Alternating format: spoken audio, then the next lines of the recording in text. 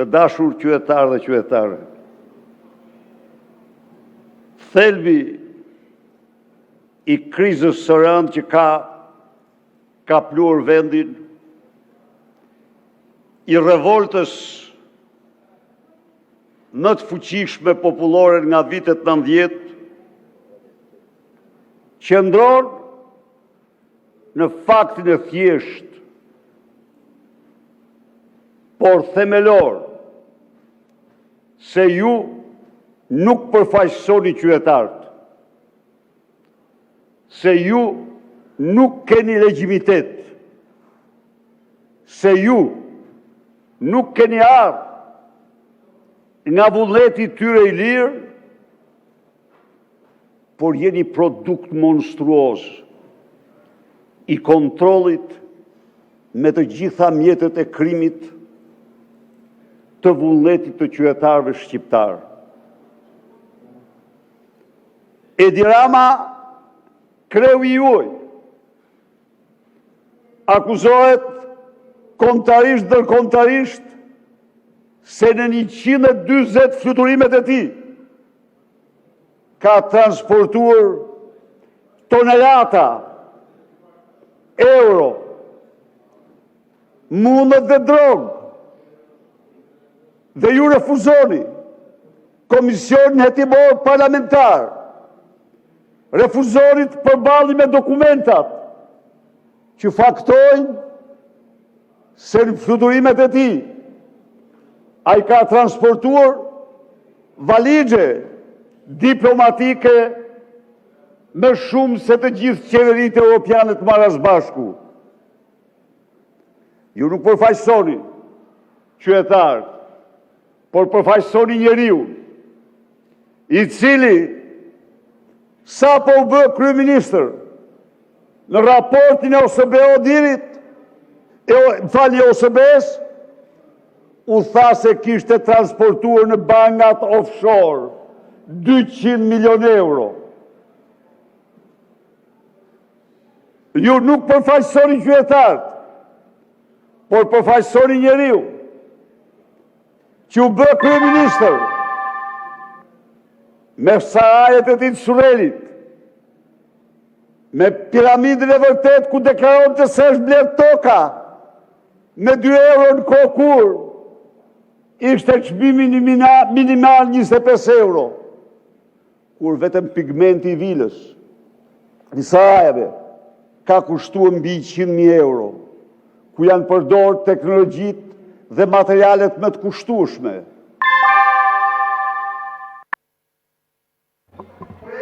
Përfundoni, lutem. 8.500 metër katror. Ju nuk përfaqësoni qytetar, përfaqësoni njeriu që në martesë mori një pallat 5 katësh. Në Pajt pas një faturë tatimore doganore çfarë do lloj. Dhe që kur institucioni i LDKP-s nisi hetimin në mënyrë antikushtetuese shkarkoi atë. Ju nuk përfaqësoni qytetar, përfaqësoni vjedhjet monstruoze të zyrtarëve, përfaqësoni vendimet e tij për t'i dhënë vllaut të vet 38.000 metër katror, për t'i dhënë Carlos Setin mes Tiranës 4.500 metër. Ju nuk përfaqësoni qytetarët, përfaqësoni vjedhjet e tij për të plaçkitur pasuritë publike në mënyrën më të pamëshirë. Përfaqësoni 140 milion euro të vjedhura tek djegësi i Tiranës, të zhdukura. Përfaqësoni 600 milion euro të përvetësuar nga familja e tij dhe ai me Gysa-Gasin dhe akshin e tij, lindat e tij. Përfaqësoni dosjen Balluku, edhe ty, Plumbesh, ty nuk të hangri parimësia, po ty të hangri lubia, se ishte me fortë se ti. Plumbesh, je sinqert me veten tënde, se unë dhash një paralemrim kur na erdhe e veshur si nuse këtu. Para se kujtove se ishte ditën e fundit. harrove se ajo do bëjë dita e fundit e jotja, po vazhdo. Përfundoj koha. Pra, Përfundoj koha, zoti Berisha.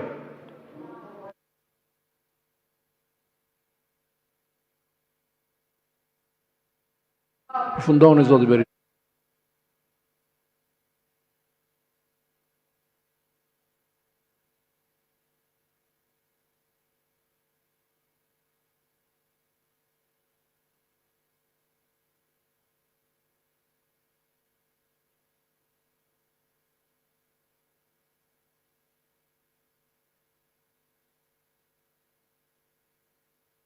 Përfundoni, zoti Berisha. mirë kulturore, trashëgiminë natyrore të shqiptarëve. Atëherë, çfarë doni ju këtu në parlament? Po shumica juaj e keni vendin në burg dhe me të paktën minimumi 25 vjet për kokë. Minimum 25 vjet për kokë. Po ti Byxhosliu që qesha. Përfundoj koha, zoti Berisha. Ju lutem. Ju lutem, përfundoj koha. Koha përfundoj. Fjala për procedurë, zoti Blendi Klosi. Ju lutem.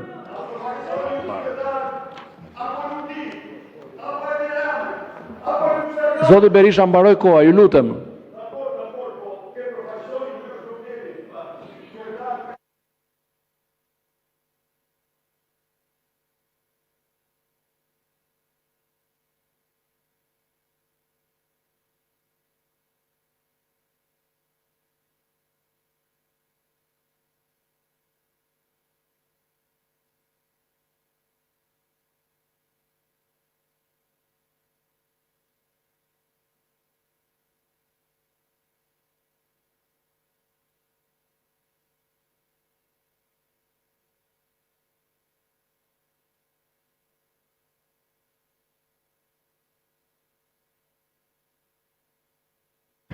Lironi foltore, zoti Berisha.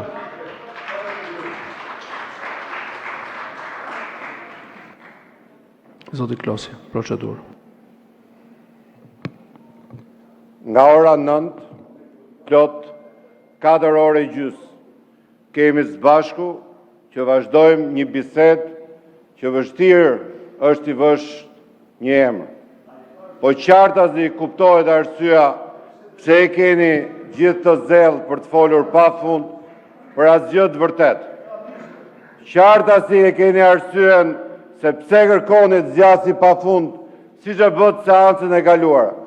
Sot në këtë parlament duhet të raportojnë organet e drejtësisë 3, ata cilët me votën e mazhorancës, me mbështetjen e mazhorancës, janë këtu për të gjykuar të gjithë ata që kanë shkelur ligjin, pa asnjë mbrojtje politike. Por ju e keni qartë që jeni këtu dhe e zgjasni këtë bisedë, sepse drama më e madhe e lidhur me protestat po doni është 21 janari. Mua më vjen mirë që zonja Spiropali më shumë ka zbritur më në fund me këmbë në tokë dhe e kupton që ato gjëra që ne kemi kërkuar në politikë për 12 vite po i kërkoni dhe ju. Më në fund po e kërkoni që duhet patjetër të luftojmë korrupsionin, të heqim ato që abuzojnë me pushtetin, të heqim ato që vjedhin. Jam shumë dakord me ju, zonja Spiropali. I bashkojmë betejës tuaj duke qenë se më në fund e kuptuat kush është e keqja e këtij vendi. E keqja e këtij vendi fatkeqësisht kanë qenë ato ligjet me porosi që kur ke qenë kryetare e kuvendit i ke futur në kalendar. Ato ligjet me porosi për cilat sot i kërkon Komisioni Evropian e Bashkimi Evropian. Kam qenë njëkohësisht kundër edhe reformës zgjedhore të miratuar në këtë parlament. Ju si votuat? Hapim listat për hapim listat, dil dhe kandido dhe i hapim listat. Por të bijem të gjithë dakord që e keqja e këtij vendi është Partia Socialiste. Të bijem të gjithë dakord që sot majoranca i ka shkaktuar vendit dëmin më të madh. Të bijem gjithë dakord që sot jemi në një ngërç prej abuzimit me pushtetin. I bashkohemi betejës tuaj sepse më në fund e keni kuptuar që ky parlament nuk përfaqëson qytetarët. Për procedurë, zonja Spiropali dhe zoti Berisha, me radhë. Nuk ishte për procedurë. Ishte për replikë, zoti Leska, ju lutem, tani ju lutem. Ju lutem, ka radhë, ka dhe balancë ndërmjet grupeve. Ju lutem, mos ndryni, prisni të dy vi radha. Të gjitha këto janë thënë edhe janë stërthënë. Dhe ajo që duhet thuhet tani dhe nuk do ta personalizoj, po të them nuk janë ligjet problemi, nuk janë mënyra se si ne interpretojmë sistemin, por është mungesa e guximit problemi kryesor I cili sjell edhe pasojat tjera. Mungesa e guximit civil, mungesa e guximit politik, integriteti për të qëndruar atëherë kur mendon se gjërat duhet ndryshoj, dhe jo sepse je në opozit dhe duhet patjetër të nxish kundërshtarin me çdo kusht dhe me çdo çmim, por sepse ke guximin së pari të bësh analizën e shtëpisë ku je. Dhe unë besoj që ne nuk duhet analizojmë protestuesit, as duhet I linçojmë, as duhet merremi me ta, as duhet I akuzojmë, përkundrazi, ne analizën nuk duhet ta nisim nga kundërshtari, por duhet ta nisim nga vetja. Dhe sërish po e pyes, e ka guximin Sali Berisha ta ndryshoj sistemin elektoral që e mban atë në kryet një partie që e ka frikë, dhe asgjë tjetër. E ka guximin deputetët e rinj për të cilët kam respekt disa prej tyre t'i thonë bol ma, se nuk është ko bajlozësh, se ka 35 vjetë që lozim bajlozin, unë dhe askush, dhe mbajmë peng partit politike, e kanë guximin apo jo që të çlirohen nga bajlozi, po apo jo, dhe a I vetë, a e ka aq sens, sepse Shqipëria I ka dhënë gjithçka, e ka bërë kryeministër, e ka bërë president, e ka vënë në krye të vendit, a ka I guximin thot, koha ime ka mbaruar dhe nuk ka më nevojë për heronj, por ka nevojë për njerëz normal që drejtojnë këtë vend, dhe për ca të tjerë që kanë guximin të thonë boll. Kaq, e ke apo se ke guximin flamur, se këtu bën trimin foltore, e ke guximin të kuptosh kur koha ka ndryshuar dhe nuk fal askënd.